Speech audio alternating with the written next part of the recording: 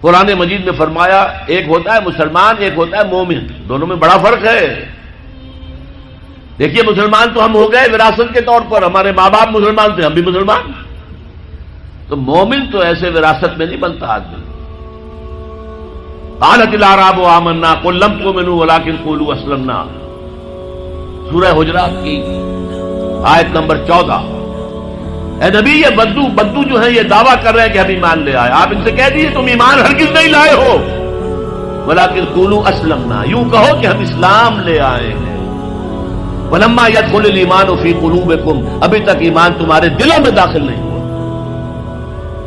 اچھا آپ اگر پوچھیں جی ہم تو چاہتے ہیں کہ ہمیں مومن مانا جائے، بتائیے اس کا کیا تقاضا ہے، کیا ڈیفینیشن ہے؟ فرما دیا گیا اگلی آیت کیا ہے، 15 آیت، انما المؤمنون الذين آمنوا بالله ورسوله ثم لم يرتابوا، مومن تو صرف وہ ہے جو ایمان لائے اللہ پر، اس کے رسول پر، پھر شک میں ہرگز نہیں پڑے، یقین والا ایمان ہو گیا۔ وجاہدوا باموالہم وانفسہم فی سبیل اللہ، اور پھر انہوں نے جہاد کیا اللہ کی راہ میں اپنے مالوں سے بھی اپنی جانوں سے بھی۔ اولئک ھم الصادقون، صرف ایسے لوگ سچے ہیں اگر وہ کہیں کہ ہم مومن ہیں۔ جہاد کے بغیر تو ایمان ہے ہی نہیں، جہاد کے بغیر نجات نہیں ہے۔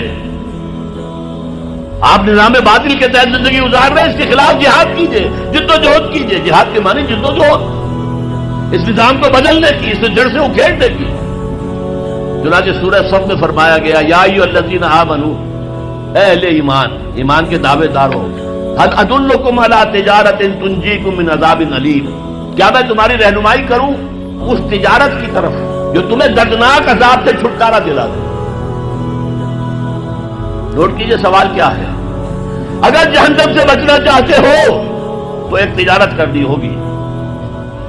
اب وہ تجارت کیا ہے وہ بھی خود ہی فرما دی، تؤمنون باللہ ورسولہ، وہی بات جو سورہ حجرات کی آیت میں ہے، ایمان پختہ رکھو اللہ پر، اس کے رسول پر، وتجاہدون فی سبیل اللہ باموالکم وانفسکم، اور جہاد کرو اللہ کی راہ میں اپنی جانوں اور مالوں کے ساتھ۔